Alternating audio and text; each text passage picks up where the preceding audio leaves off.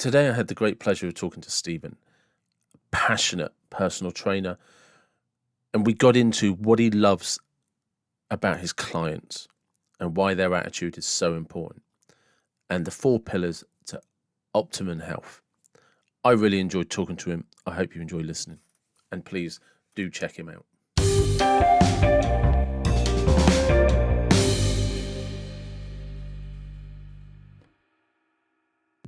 Hello, welcome to the David Watson podcast. Thank you very much. Good afternoon, evening, whatever time it is. I'm losing track of days and times here. It's all right. When people watch this on YouTube or listen back to it on one of the audios, it can be any time. You know what I mean? Yeah, all right. Yeah, it's amazing. Sometimes I get comments from people where they're listening to it. Well, it's amazing that anyone's even listening to it, to be fair. But, they do. So it's good. So just give people a quick introduction. You and I very briefly met on Vinny Shorman's breakthrough date, one of his breakthrough days. Did you? And I say briefly, it's because actually once you're there, you don't tend to do a lot of mixing with people because it's... No, it's all about yourself. Once you're there, that's what you're there for. Sort yourself out. Yeah, and I loved it. It was really good, and I'd like to try and do another one. I got a lot out of that day. I probably will get back to another one. I should imagine there's always something to work on, and once you sort of like dug deep into one thing, you might go, your mind, it's like, you did it with, we did it together. So when you was in, like, you thought you was going to go to a certain place, and you didn't end up going to that place. What you thought you was going to go back to. And and I think a lot of people got confused with that. Were like, putting their hands up, like Mr. Shorman, or Yeah.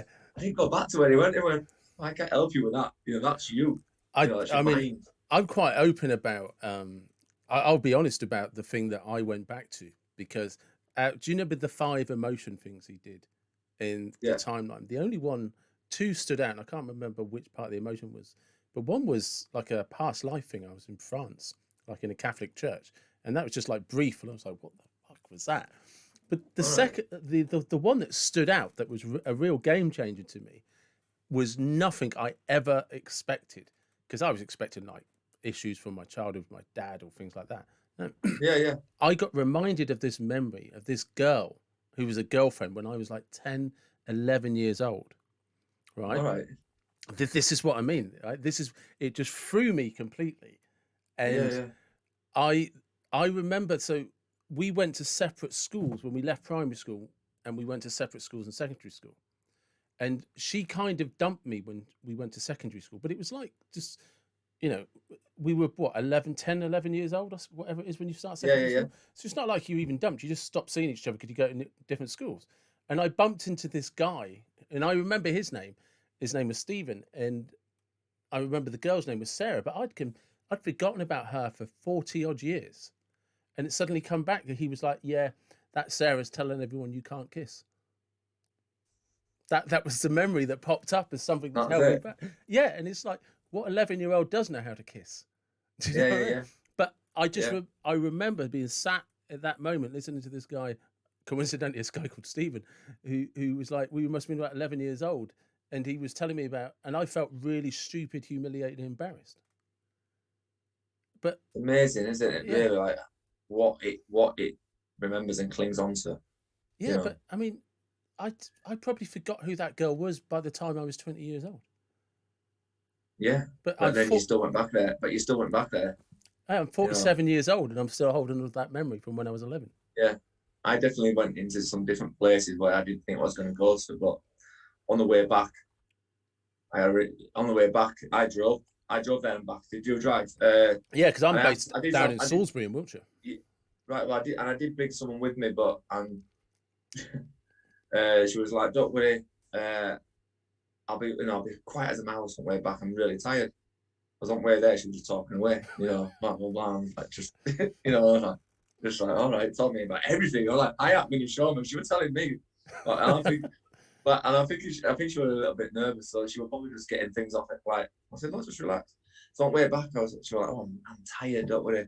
So I thought, right, I'll have a good bit of thinking time. I don't mind a bit of motorway driving me sometimes. You can get into your own thoughts and you can have a good think. And she just didn't stop talking.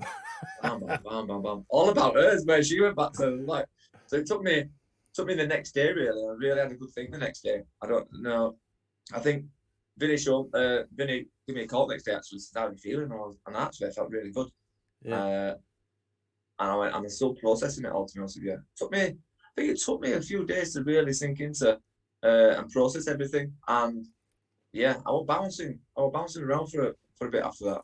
Yeah, it definitely unravelled a few things for me. I mean, I see a therapist, a lady called Cavanagh, and she does timeline therapy, but the way they do it is very different, and it's probably more likely because she does one-to-one. So it's kind of, I'm not sure what it was that I experienced that was different because I've had massive insights with her. So I'd recommend it to anybody. Yeah, definitely. And I think that's really good that you chose to, because some people, what I mean is, it's different. Everyone's different. I'm a different trainer to somebody else, and you might, but we all say we're our strength conditioners, or we all say we're personal trainers, but we all got our separate and our little ways of doing things. Nothing. It doesn't mean it's wrong, or doesn't mean he's better, she's better. Just like what you get out of me is what I'm going to put into you, and this is the way I'm going to do it. So, you like you said, then you got a different experience because the two different people putting their own experiences into what they're good at. I also realised as well afterwards that possibly one of the reasons I'd got a different experience is because I'd already done some of it. So that's the reason I want to go back. Yeah. And see what happens. And yeah, because I definitely sorted it out. At that time, or will I go back to the same place? That'd be quite weird, actually. I mean, quite thing to find out that will I go back to the same place or will I go somewhere different? And obviously the difference when I'm with Caroline is you're focused on a specific thing that you want to work on anyway. So again, whereas with Vinny, it's a group setting, so it's just like, this is where I'm going to take you, and you make of that what you will. Do you imagine if you're focused on something and you're getting some time on therapy, then you're already thinking about it and you're going to go back there. But with Vinny, like, we opened our mind, like that outer experience, floating out your body, going onto the ceiling, coming back down. I think that got us going, and then we went in, get down into that point, and then you were just like, I was just shut, and I was just like going through the time. I was like flying forever, and then I sort of went somewhere, and I went somewhere else straight after as well. Really, really, really good. Yeah. So that, to give people some background, is how Steve and I actually briefly met each other, which is what made me start following you on Instagram and what made me reach out to you. Yeah. And like it is often I do on Instagram, I start following people and then just to see what they're up to. But I become fascinated. And like a good example is like today you posted something, you were doing an assessment with a fighter that you're training called Sammy. Yeah. And I'll let you take over what you were doing. So with Sammy, I'm with anyone really who comes in, any fighter, but people think I just train fighters, and it's not about that. I would probably do this with what I've started doing now over years of doing what I do, is actually do this anyway now, but before I wouldn't do. But yeah, it was all about balance and looking to see where her strengths were, basically, and then her weaknesses. And you can always get from sort of like the sort of workouts that you put people through, from hopping, one leg, side lateral jumps, bounces, how far they can jump. You can look at a little bit of fitness, what they can get out of an 800-meter sprint on a row or anything, and then looking at the core and the balance and the coordination, because they're sort of like motor skills where you can work on, you can improve someone's strength, and improve someone's fitness. But looking at trying to improve motor skills, it takes a little bit longer. So when they come to you with a fight camp and they're like, right, I've got 6 weeks, I'm like, whoa, we could have done with about 12 here. Right, because we're not just looking at weights here, because you can't even balance, you can't stand on one leg, but you want to throw 70 kilos above your head, So I look at that first, and if they're not ready to do that, then we don't. Well, I don't anyway. I just say, because people look around nowadays and social media and Instagram, there's so many videos on there. People go, wow, I want to do that. Or people do workouts, and I don't even really think that they know what they're doing. Yeah. I just think they've seen something and they're just trying to mimic it. And I think some trainers are like that, to be honest with you, as well. Like they see things and they might not even really know you know, everyone's got a bit of a niche, and people should be sticking to those niches and then working on them, or keep improving yourselves, like I've done over the years, and keep improving myself. And you can keep working on it. So I don't do anything that I don't really know what I'm doing, but I should imagine there's a few people out there that do. So yeah, it was all about looking at a balance and a coordination and an agility and a strength, body weight movement. Can she do a pull up? Can she do a dip? You know, people say they want to get stronger, and it's not all about throwing weights around. You know, if you can pull yourself up 10 times and you couldn't pull yourself up before, then you've got body weight stronger. And when it comes to fighting, it's not really about weights, because if you can move your body, throw your body around, it's all about technique. You know, I leave that to somebody else, because that's their expertise, and they'll go to somebody else and learn all the technique. I'm just going to get them into that good shape. So we had a good start. She had some really good positives come out of that one session. I said to her straight away, I love your bounce, and love your agility. You've got great core work, and we've got some things that we need to work on. We know that straight away now. So yeah, I was going to say, her like bunny hops, those bunny hop jumps she was doing, she looked good. It's like, okay, yeah. She looked really strong. Looked really strong, and you saw that straight away. So obviously, I saw that, but you can also see, if I had another video I could show you, you'd see someone landing, or you'd see landing and then sort of like landing with one foot first. Yeah. Or landing and then sort of like shimmering to one side, lost the balance, and then they'd go again. And I've had people like that. Honestly, I've had people that have jumped and then they've nearly fell over. Yeah, because I noticed when she was jumping, there was really good symmetry. And just for the record, I'm not a PT, I'm a therapist. It's just, that's why I never post my workouts, because I don't want someone to copy me, because I'm not a qualified PT. So my workouts are very specific to my how I'm feeling on the day.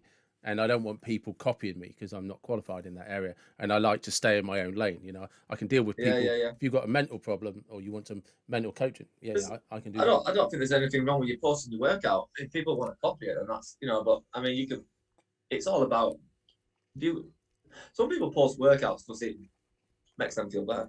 Yeah, but do you know what it is? It's like you're saying, it's earlier, it's people sometimes post things when they don't really know what they're talking about.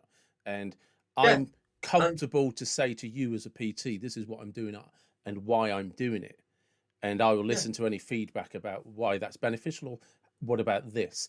But I don't feel it's my place to say, you should do this because of X, Y, and Z, like I would if I was cognitively or mentally coaching somebody. Yeah. So I've just had Liam started his fight camp today. That's Liam Harrison, isn't it? Liam Harrison. So he's been today, even though he's been coming over the last few weeks. So we've just been working on doing loads of like out of season stuff that nobody sees, just really horrible, just like getting fit, really. And then would that involve sledges and slam balls? Yeah. Because I noticed they're a favourite of yours as well. Yeah, I love all that. I do. What it is we didn't put pressure on ourselves. And he started early, because sometimes he comes in and he always gives himself 10 to 8 weeks. So, and because of no fights and nothing happening, he's been coming in over the last few weeks. So we just said, look, let's not put any pressure on ourselves, but let's just train hard and let's just do what we fancy doing, knowing that when we do train hard, we've got to switch it on. So he came in today and I did exactly the same thing as I did with Sammy. And I do that with everybody. Just because I've already seen them, we've got to start again, and I've got that they might have an injury. So just because they might have 4 camps a year, but I'll still start with this at the beginning of every camp, because they might get injured and they'll come back and I'll like, why are you jumping like that? You didn't jump like that before. Or why are you landing like that? Or why can't you jump out now? What's going on? And things aren't firing, and things are twitching right, or things aren't firing right, and things that like need looking at that way, and then so you can pick things out. So it's always a good test, is that. So just to give people some reference, Liam Harrison is he 8 times Muay Thai world champion? He's an 8-time world champion Muay Thai fighter. Yeah. Who's Vinny keeps reminding us has been on the Joe Rogan podcast. He's been on Joe Rogan, yeah. How many times did he say? 4 times, I think. On Joe. Well, Liam came over, didn't he? Liam came over to the Vinny Shorman Day. Yeah, I didn't get a chance to say hello. Do you know what I mean? So he's just came over to Vinny Shorman Day. So yeah, he fights on one championship. So he's got a fight in 8 weeks now, which will be in Singapore. So you know, and he sees other various people, boxing guys, and he sees another guy called Nat for some more strength conditioning training, because he specialises in more of like the weighted stuff, and other plyometric things as well. But yeah, and it sort of like varies his training around. There's a lad, I've forgotten his name, that I see you post about quite often. He's tall, looks tall and skinny with sort of longish black dark hair. And one of the favourite workouts I've seen you do with him is slam ball onto a box jump. And I just like, that's going to hurt.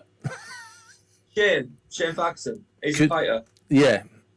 Yeah, he's got a fight in, he's fighting on Andy Alston's show in about 6 weeks or something. So, how did you get involved with the fighters then? So, yeah, you know what? It goes back that long, you sometimes forget. So, I was mates with Andy Alston. I was just working in a gym, and I had my sort of like my own past. I've been a professional rugby player for 10 years prior to this. So, from being 16 to 26, I was a professional rugby player. And then I went into a gym, and then I knew Andy, and he came down and started doing some training sessions with me because he was fighting. And he just came down, and he just said, "You know what, mate? Like you should come and do a class for us at Bad Company." Because I used to, at that time when I first started off, as many personal trainers probably do, you start off doing a lot of classes just to try and get a client base. Yeah. You know, and the more classes you can do, and people love your classes, and you've got a good vibe, and people go, "Oh, do you do personal training?" I'm like, "Oh yeah, I do." Yeah, so as it goes. Yeah, as it goes, I've got a card in my pocket. There you go. And I got a special offer on the back. If you get in touch with me tonight, and you can start tomorrow. Yeah, and it just rolls like that. Yeah. Yeah. So, and he goes, it should get us. I'll get you. You can come down. Anyway, because I do a class on a Tuesday night. He goes, come down and join in with me, and we'll make it into. I'll split the class. You do some fitness and quad and all your sort of stuff, and I'll do the pad work, and then we'll swap them over. And we were like, well, that's a good idea. And we thought, right, we started calling it like CrossFit Thai, and we started making all these names up on Facebook like you do. And people were like, oh, what's this? And lots of people coming down. It was brilliant. And then he just went, right. And Andy was like, well, I can't remember the reason now, but it was like, right, I'm not doing this class anymore. You can just do it, Steve. Probably something else will come up on it. We'll do PTs or something, or like whatever. So they sorted out with Richard Smith. He went, Richard, Steve's going to carry on doing classes. And Richard went, oh, all right. Richard being Richard is just proper laid back. Yeah. All right. You know, doesn't know what he's doing. Yeah. Oh, sound then. Yeah. So the next minute, I'm in Bad Company gym, probably best Muay Thai gym in country, and I've got all these elite fighters and other people, and they're just like, you know, they're looking at me for me to put them through a good workout. And I was like, right. So I just used to make it ridiculous. Tuesday night, so it was known as just a ridiculous night. You know, it was. We just used to do some ridiculous workouts. You know, 300 burpees all together. Yeah, so we just used to do some crazy stuff. And then we had music in the background, and people were just coming in, and even non-fighters were coming down. They were bringing their mates down just to get a fit class. Yeah. But I made it into like a Muay Thai fitness. So we always did things related around, you know, like if you're doing a squat, you do a squat, throw your knee through so you can balance on one leg and go back down to the floor, drive up into one. So we were working it around moves. So and then it went from there. So I think I've been there now. I've been there 8 years. But do you have? I take it the workouts are still just as brutal. Yeah, that's the thing. Like, you forget. If I'd have wrote down, I said to Liam Harrison today. Actually, we've been training together for 8 years plus. So when I first got to Badco, he was like straight on. He said, I want to do something with you. We started it from there, and I said today, if we wrote down every session we have done, we'd be able to sell that book anyway. Yeah. As like, imagine selling like this is a fight camp training schedule. But you know, I've been training with him for 8 years. How many? He has 4 fights a year, sometimes more. Sometimes he might pull out, so he's got to start again. From nutrition advice, movement, what we've done for power, sprint, speed stuff, Sunday sessions, class work, like putting it all together in a book. Like, it'd be priceless, that, you know.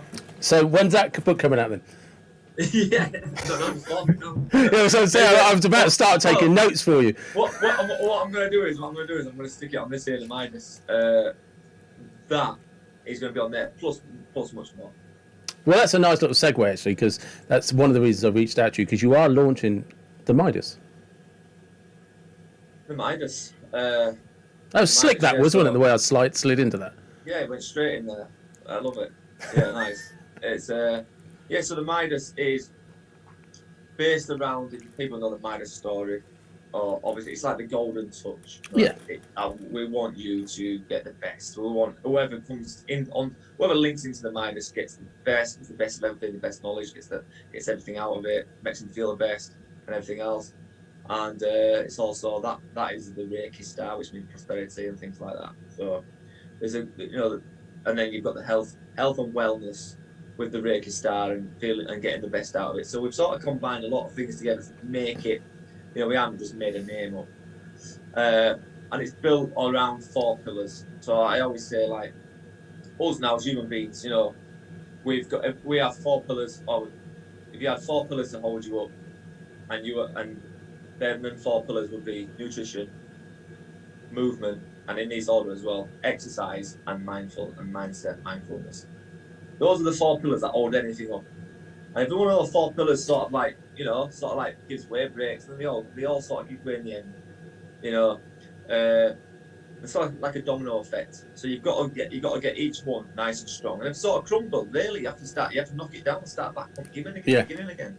In most places, and obviously probably what you do as well in your job, David, it's like, you've got to pull everything out, go right down to the roots of things, and then build it back up nice and strong.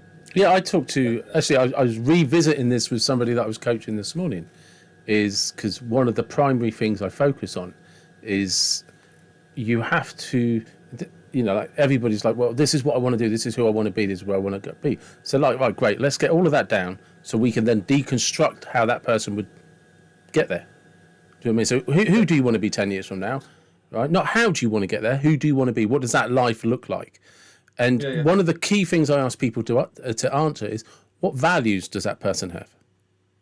Because if they don't match up with the values you have today as a person, you're not going to get there. You have to identify what your personal, like whether it's your, if this was a car, if this was a brand, what is that brand? What's its integrity? Yeah. What's its meaning? Like the Midas. The Midas has 4 pillars. That's the fundamental core, the foundations that will hold it up. What those 4 pillars are and why they're independently important. But without all of them, you don't have anything. And I get people to work on what your values, because once you understand what those values are, you will actually put in boundaries to protect them, as long as you understand why they're important to you. Yeah. And that then gives you a platform, like you say, you have to start at the beginning. Now, who is this person that you want to be 10 years from now? So what would their rituals, routines and habits be? Right, let's deconstruct that and find a starting place. Yeah, and it sounds like people want to overcomplicate these things. It's like, no.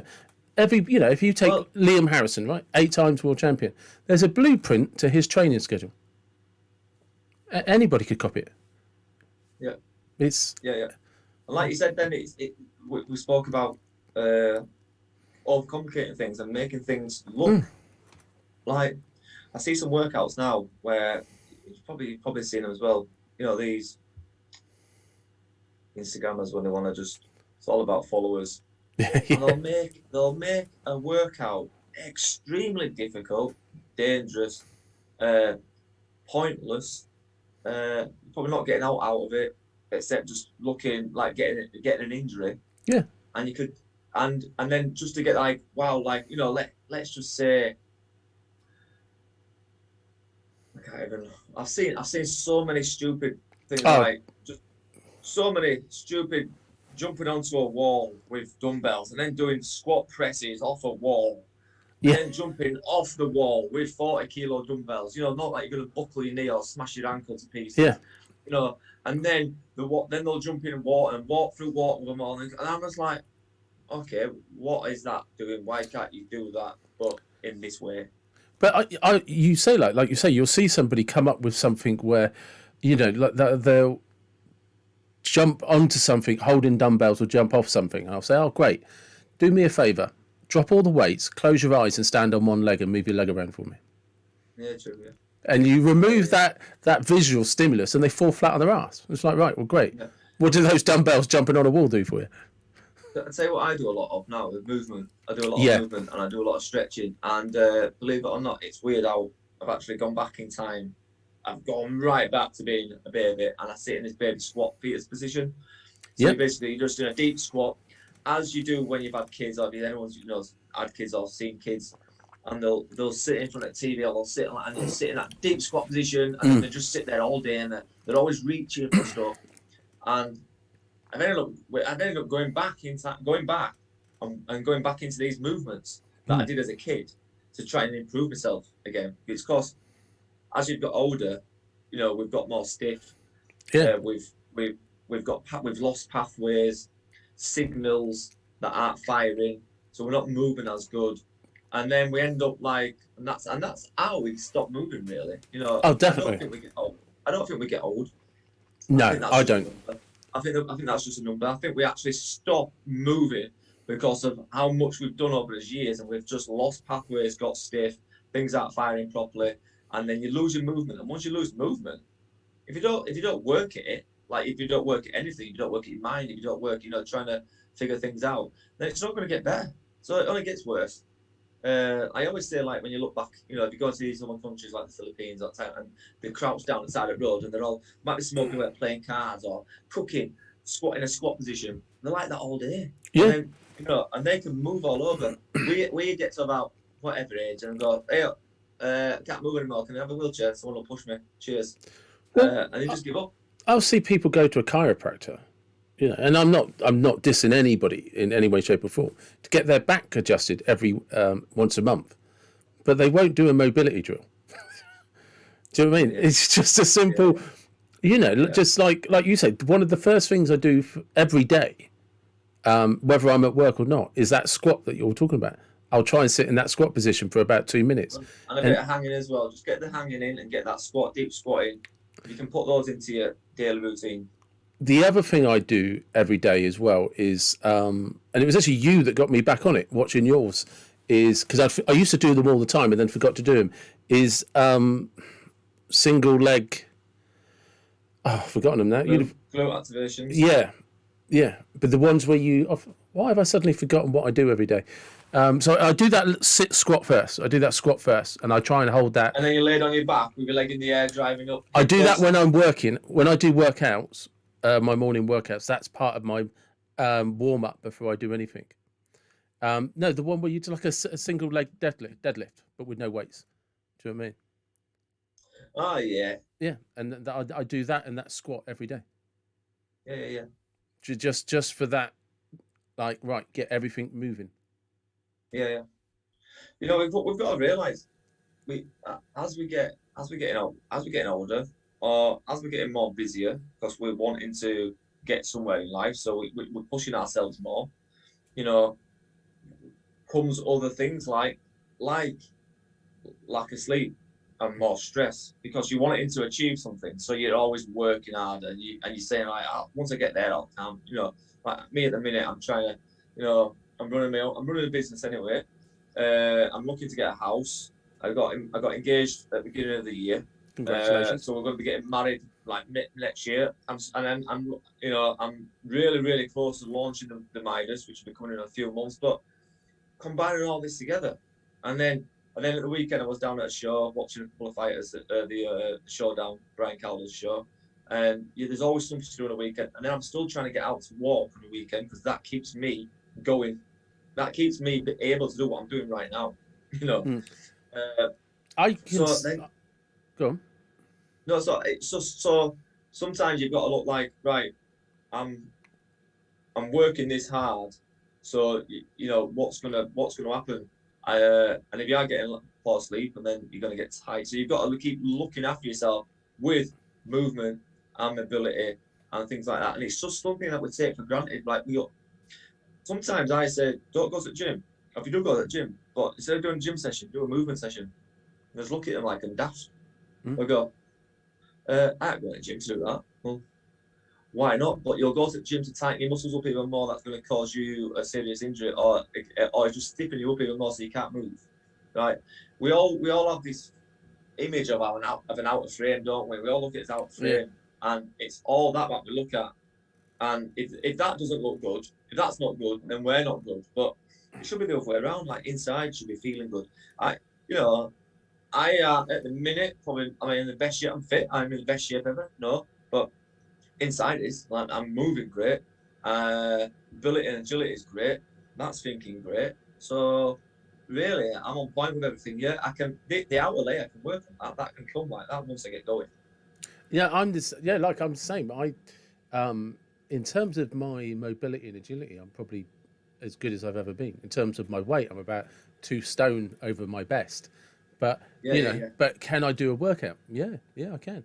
Am I more mobile than I've been in probably 10 or 15 years? Definitely. Because the outer layer can get fixed within 6 weeks. Really, if you think about it, a 6-week intense workout. If your other layers are working fine, your nervous system switched on, your skeletal system is brilliant.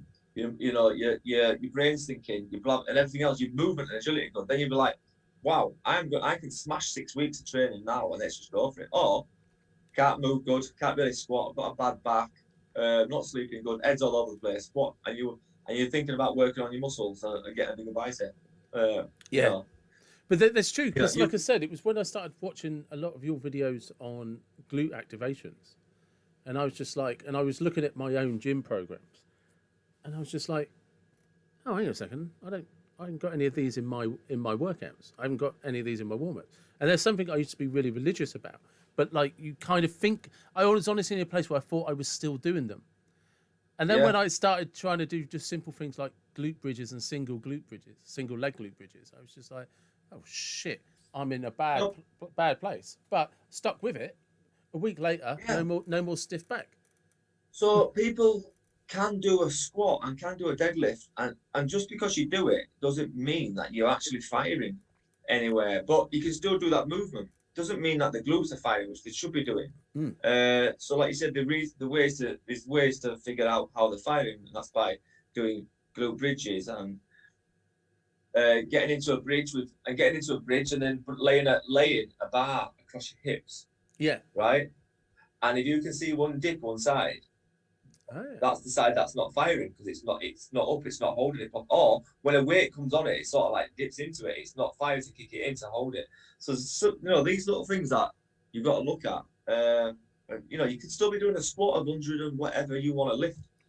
Weight, I don't look at big weights anymore. It's not really my thing. I just love it. I'd love 60, 80, 100 kilos, getting some deep squats in there. But anything other than that, I don't look at big weights because it's not about that for me anymore. But it's all about what makes people happy anyway. Yeah, I mean, if I was back in a proper gym, I would probably return to a more bodybuilding type structure to my workouts. Because I'm probably going to stick with the garden because I just like the mentality of it's a shitty, as sad as it sounds. There's part of it is just the arrogance of it's a shitty day. It's -2. It's pissing down with rain, and I really hate this. So I'm going to go out there and make myself miserable just to prove a point. Yeah, you're going to make yourself accountable, aren't you? You're going to make yourself accountable just for that session.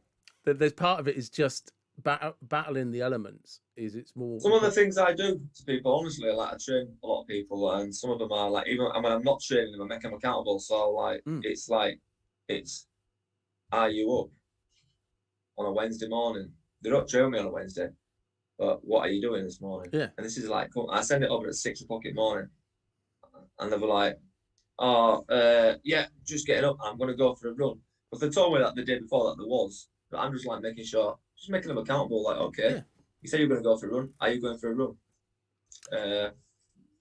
But yeah,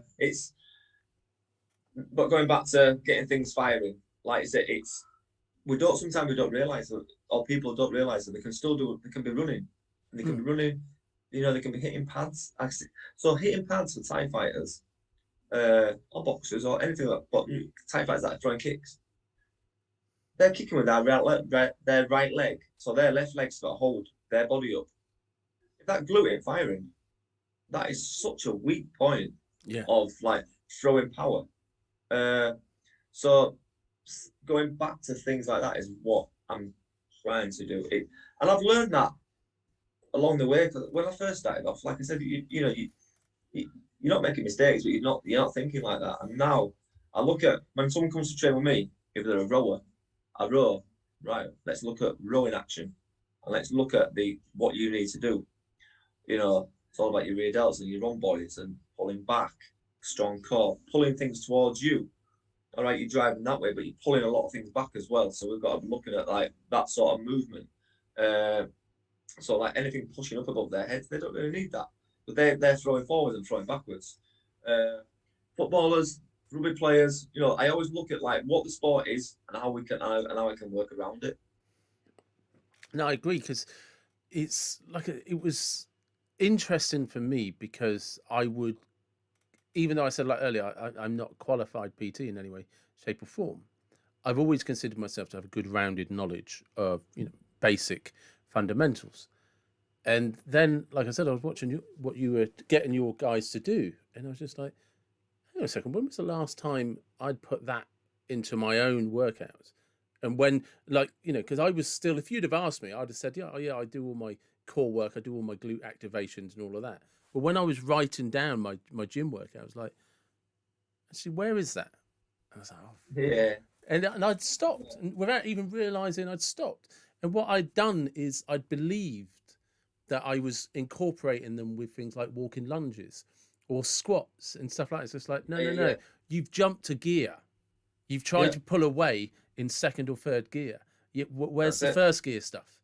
So I completely rebuilt my workout around starting with my glutes, with squats. There's a thing called dead butt syndrome as well.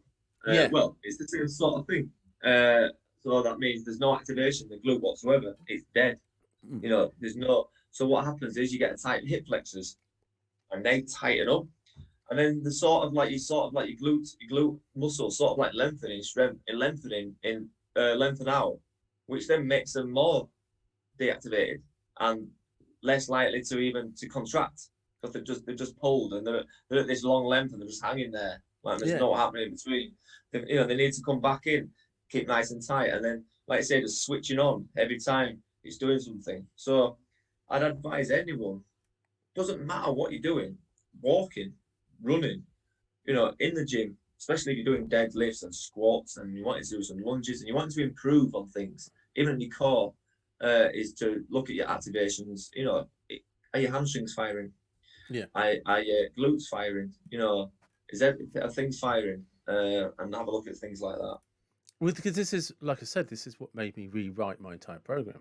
It's because I realized, like I said, I was trying to pull away every workout in second gear, and it's just like, no, you're not just ticking the, you're not sort of like crossing your T's and dotting your I's and making sure that before you start, it's okay warming up and having a stretch, but I wasn't in something you were saying earlier, and I should know better because I work in head injury rehabilitation. I wasn't making sure that cognitively I was engaged in what I was trying to achieve right from the off. It's just like, and it's trying to get people to understand that in anything you're trying to do is before you try and shoot off down the road to do something, have you stopped to say, right, is everything fired up? Is everything functioning? And have you isolated it to check and make sure? Because you can have a weakness and everything else will compensate for it until that then decides, no, enough's enough, mate. And I think this day and age now, and we're all susceptible to it, and I have been in the past, and and you said you have because that's why you've rewritten things, but we tend to say we haven't got time to do things like this. Yeah. Because it's time consuming and it takes about 5 minutes to get it all done, really. Yeah. But we're always in a rush, especially when we're driving to the gym, and then or you wanted to get on a machine at the gym, and it's busy when you get there, and you notice it's free, and you think, oh, I need to get on that now, because if I don't get on that now, I won't get on it. And then you start going, oh, I'll start my session anyway, and you're into your session. So, and it just rolls like that, just like silly little things, like you said, like why don't we stretch much? Because it's like we think putting it into our daily routine is gonna sort of like lengthen our day by hours, and it's an extra 10 minutes of our life on a morning, 10 minutes on an evening, which could improve you by massive amounts. But we're always rushing, we're always tired, so we're always putting something in. We're always putting a blame to something while we can't do something else. Yeah. But I find that as well. You say to somebody like, and this to me applies to all aspects of people's life, is you'll say to somebody, do some mobility drills and stretching for 10, 20 minutes before you start a workout. They'll say like, oh, I haven't got time. Yeah, but if you're not doing the basic fundamentals correctly, you can't be getting the most out of the workout to start with. So, it's just like, do that, and you might find that hour you have left over, the hour, 10 minutes you have to work out, you can go a lot harder and much more intensely. But also, because you've taken the time to engage mentally with the activity that you're doing, that will carry over into any weights you go and lift or any drills you carry out. And if you're not doing that to start with, you can't be applying the same levels of engagement cognitively with what you're trying to achieve. It's funny. Sometimes I have people come to me and they're like, "So what do you want to get out of these sessions?" Or they'll be like, "Right, I want to get fit and strong." And I'm like, yeah, okay, but I just want to get fit and strong, mate. That's what I want to do. Okay, so anyway, comes to the first session, and I'll do something totally out there, comfort zone. I'm looking at like what I did with that. I'll look at things firing, movement, kind of squat. They're in the back of their minds. They're thinking they're coming in for their first session to do a 200 kilo back squat or something, and I'm getting them doing a back squat with nothing on at all, or just the bar. So they look at me and go, "What are you doing?" I want to get strong, and I'm like, everybody always wants to get somewhere very fast. Yeah. And I'm like, we're gonna get there, but we're gonna get there better and in a safer way. I'm making sure that, like, if we do these now, we can move forward very in a good pace. Or if I miss this out and we have a couple of sessions and then the third session in, you sort of like injure yourself, and it's probably because you haven't been able to get into a deep squat and then you've pulled something or something's collapsed, something hasn't fired properly. So it's all about safety as well, really. But people don't see that in training because they see that as time wasting because they're not there lifting weights. I'm like, but this is better than lifting weights because this is making sure that you can lift a weight, I do. We don't see that. Because I mean, I recently just purchased a sandbag, like a round one, like a strongman one, and it only takes 50 kilos. It's like the lightest you can get, right? Yeah, all right. Good that. Yeah. Well, even though I've got a sore neck, I've started trying to lift it, and I can get it up and I can get it over my shoulder and drop it behind me, but I can only do a couple, and it's like, hang on, this is only 50 kilos. You can't manhandle it like a barbell. It's not like a dumbbell. No, you got to get round it and move it. So that's all that. Yeah, you got to grip it and you got to try and it just doesn't do anything to work in your favor, but it's 50 kilos, and part of you's like, shit, how unfit have I got? It's like, no, you've just made something simple more difficult, by changing the texture of what you're doing instead of trying to lift it, like it can use. I was just going to say, if you said to somebody, well, here's a barbell, go and do a 50 kilogram squat, they'll laugh at you. Well, I'll give you a 50 kilogram sandbag and you carry it on one shoulder and try and do a squat, and then come back to me and tell me if that's difficult or not. And what I try and do as well is something like that, like you say, and I like to shock the body and I like to do different things to the body. So I'll do a deadlift with 20 kilo plate one side and nothing on the other. Yeah. On a bar. So the opposite bar's like this. So you've got to bring it back down using one side of your body to bring that back in. So one side's really fired, holding this, balancing that weight out. One side's really holding it. And then you've got to do a squat. You've got to do a symmetrical squat. And you'll find like you're leaning to one side first. And then what's happening is you're splitting your body in half. And one side's sort of like squeezing to balance the other side out, and the other side's just holding that to balance it out, and then you change it round. And people are like, "Wow, why is that so hard?" It's because we don't do that, and it's a different workout, but I just love doing things like that. I love shocking the body, changing the workout. I'm bored of just doing, and we don't need to do the same things all the time. You just, if you do a squat with one plate on one side and not on the other. See how that goes for you. I used And to you'll do a mobility drill and a warm up drill with an overhead bar, no weights, right? But I'd get kettlebells at different weights and attach them with resistance bands to either side, brilliant, all right? brilliant And then hold it. stability workout. You got to hold it above your shoulders, right? And people's like, well, how hard is that? And so I was like, well, you've got two problems. If you go fast, if you do it too quickly, the kettlebells swing and they're different weights, so your shoulders have to Yeah, work yeah, harder. And the only way you're going to slow that swing down is to the walking lunge slowly, which then makes the legs hurt more. And you know what I mean? And people, yeah, it yeah, kills people. And yeah, you're not talking like people. I'll put the 18 kilogram. No, you don't need it, mate. You need a couple of yeah, a 6 kilogram and a 4 kilogram, or a 6 and an 8. You don't yeah. need nothing big on that. You know. And you I see think them; we, they're all over the place, wobbling like they're on a boat. yeah, yeah, yeah. Well, that goes back to like I said about what people are wanting to get out of training. A lot of most training people nowadays, most training regimes, it's everybody's looking at that outer layer. Going, wow, he looks great. He looks good. He looks strong. But deep down, inside, it might be weak. You know, it could be have a weakest core. His bones could be really, really deteriorating. His ligaments and tendons are probably not really attached that well. Let's put it that Yeah. way. Probably because of all the stuff that has been put in his body to try and get into that shape in the first place, or whatever. Like I say, everybody just looks at the outer shell, and you know, it's all about inside and making that so strong that yeah, like we can get into that outer shell. We can improve on that, but that's the hardest bit to improve on inside. And once you can get that strong, everything else stays strong. You know. It does. And I'm just getting conscious of time. So I just wanted to ask you, when in an ideal world, what do you like clients to come to you with? Oh, good question. You know what? For me now, a good attitude. I mean a good attitude and just with motivation to be consistent. I'll put that into a word. So I don't mean they don't have to say I want weight loss or I want to do this. Because I just want them to come with that attitude of like, right, I'm ready for this.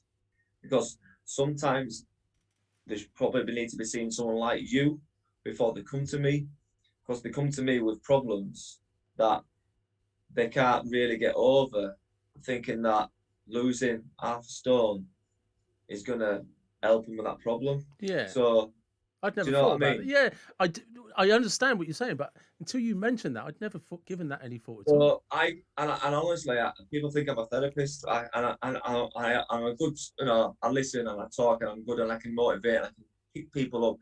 But if once they leave me, they drop. And you know, I've really helped one person recently. She's called Donna. She's lost 8 stone with me, and we've been working together for nearly 2 years now. So she's lost 8 stone in 2 That's years. good. That's brilliant And achievement. she had the easy option of getting a band fitted and everything else like that, and everything, and she didn't take it. Well done, her. And yeah, she's on my stories a lot. She's on the page. Is she the lady you do the training online with? Like you see the Zoom? Yeah. So I did some. I do some online with, but I started off online. So with Donna, she lost in 14 months because I used to live in Abu Dhabi for a bit. Okay. Out there, yeah, and I was out there on our first sort of pandemic, our first lockdown. I was in Dubai, Abu Dhabi, sorry. And that's when I sort of like my online started taking off because Liam's like, oh, jump online. My mate's doing a free class. And I did all these free classes. And everybody was jumping on. At one point, we're having 100 people a day just doing my classes from all over the world. Italy, Spain, Germany, they're all over the place. And we're all talking as well after class. Well done. See you tomorrow. Bye. So it got people doing something. Yeah. And Donna linked in and logged on. And she said at first she was like watching. And then she started doing the classes. And then she sent me a message, can I talk to you? So I said, yeah. So we Zoomed and I talked. And she went, what's up? She went, I've had personal trainers, I've had them all, done every diet, done everything. And then I just, you know, we had a great conversation. I went in deep and I just told her a few truths. And she went, oh, no one's ever said like that to me. I went, well, why are they lying then? You know, not saying it to me nasty, but you know, you're big, you're fat. Yeah, it's true though, isn't it? You're overweight. I'm not saying that to me nasty. She went, no, you're right. But no one's ever told me that. I said, why not? You know, and And then she starts telling me things. And she went, I don't know why I'm telling you this, but I've never told anyone before. She started telling me things and that. And then next minute, breaking down, I'm crying. And I was like, wow. And she went, I think I'm going to start training with you. I said, let's go. And you know what? She's never looked back since. And at one point, she was losing up to a stone a month because she was big and she was working out. And it's all about, you know what? Losing weight is all about food. So I just want them to be coming to me with that attitude of like, I want to do this. Yeah. Because I have people come, pay me, you know, I want to get fit. Oh my God, I'm not fit in 10 sessions. I'm not doing this anymore. Like giving up, wanting a quick fix, wanting me to fix something that I can, but it's going to take time. But doing it together, we can. So yeah, you know, it's that sort of that headspace. I'm ready. I'm ready for this. Give me anything. I'm ready to do anything. No, I get that completely. Attitude is everything. Honestly, people come with the wrong. I'm not saying anything bad. They've still got to the gym, but it's the wrong. They've turned up for the wrong reasons. Yeah, no, I agree completely. You know, turned up for the wrong reasons. They've turned up thinking I can help them get through something that it's not even really about losing weight or getting strong. They're trying to do something else. So they've come to the wrong person. And I think, and when they realise that, they stop and they'll go back to doing what they usually do. Yeah. But if they go see someone first and then come to me when they're good, in a good place, in a good mindset, in a good place where they're ready for a challenge, that's what I think you've got to be ready for. Ready for a challenge, because I will challenge whoever comes to me. And I'll take them to a place that they might not want to go to, but if they can get through that, then they will get there. And that is perfect for my last really random question, and I really appreciate your time there, is you can go anytime, any place, any when. What are you driving? What are you listening? And where are you? Oh, driving. Well, listening to. Because I know. Yeah. What you listen to? Where are you? What are you driving? Oh, that's the right question, now, isn't it? Yeah, I've done all right with that so far. Anytime, anywhere. So let me think. Do you know what? I'm with a car. Do you know what? People might turn up with sports cars. I'm not really into cars and things, but what I'd love is just something like a nice Range Rover, okay, Sport, or something like that. Right, something to cruise in, sit nice and comfortable and feel safe in. I should imagine I've got a family as well. So where am I? I'd like to be somewhere like Italy and listening to something like Eurythmics, Sweet Dreams or something. Oh, like yeah, nice. All right. That's perfect. Thank you very much for your time. You're welcome. So that was Steven. And I really enjoyed that conversation. And we actually carried on talking afterwards, and we could have had another podcast. We really could. I will make sure I put links in the description for Caroline Cavanagh, Vinny Shorman, Liam Harrison, Steven, obviously, and Sammy, all the people we mentioned and discussed. Please take care and have a great day.